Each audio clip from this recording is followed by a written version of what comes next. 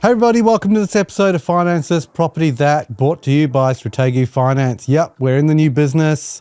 We're over 100 episodes deep now and we are humming along.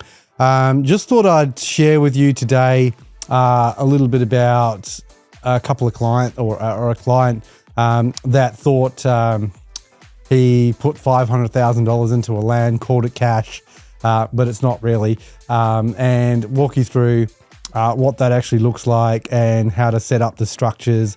And just also, that's not accounting or tax advice.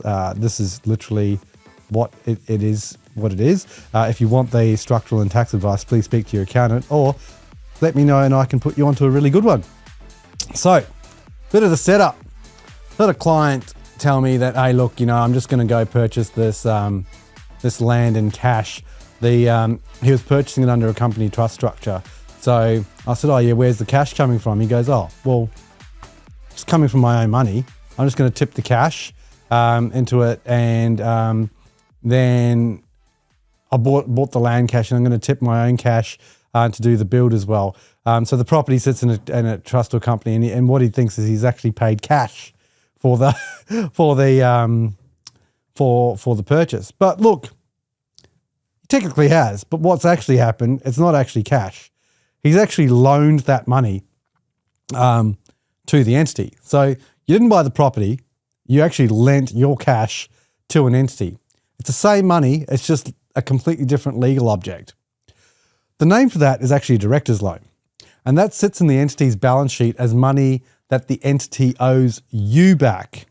It's not equity, it's not debt, it's actually owed back to you. This matters because when it comes to rooming houses or any sort of commercial type lending, especially this is a rooming house deal, so certain lenders will actually lend against obviously the finished asset, like on the rooming house, they do lend against it. But when you want to get cash out to go do your next deal or want some of the cash that you tipped in, they're sometimes very reluctant to give you cash out when there's no purpose, right? Because it's done on commercial terms.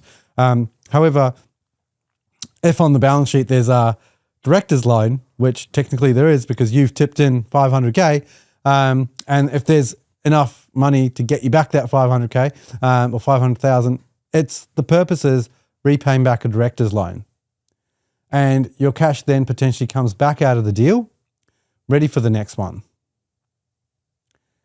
The biggest thing that you have to have though, this is the gate, this is the entry level. It's what you need to remember, is that it needs to be on the balance sheet in the document. Every dollar that you contribute, where it came from, when it came, it needs to be booked in there and it needs to be on your balance sheet as a director's loan if you're lending it from yourself to an entity.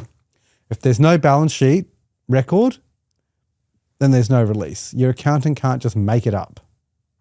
So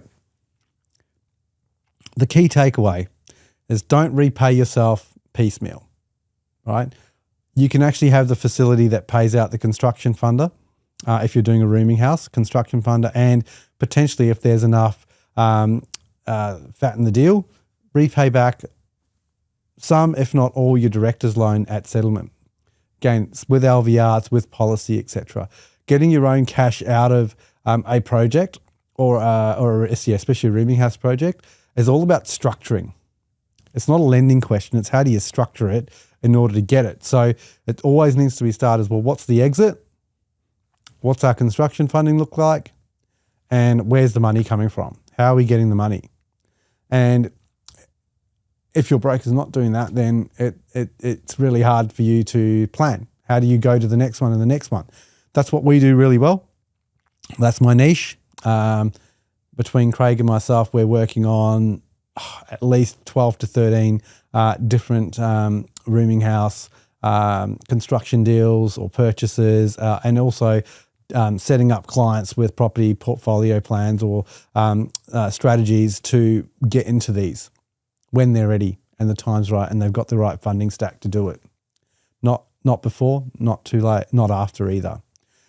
So as I mentioned at the start, the information on this podcast is very general in nature. I'm not giving you tax advice. Please make sure you speak to your accountant around that and whether buying one of these properties is the right move for you, and what structure.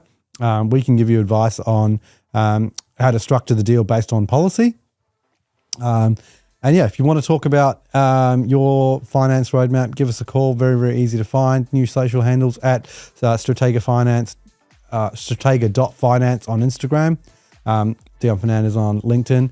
And also on our new website, www.strategafinance.com.au. We've got all the podcasts there, blogs, FAQs. We'll soon have a couple of videos up there as well, especially as our client testimonials come in thick and fast. But as always, thanks for listening, and I'll see you on the next episode.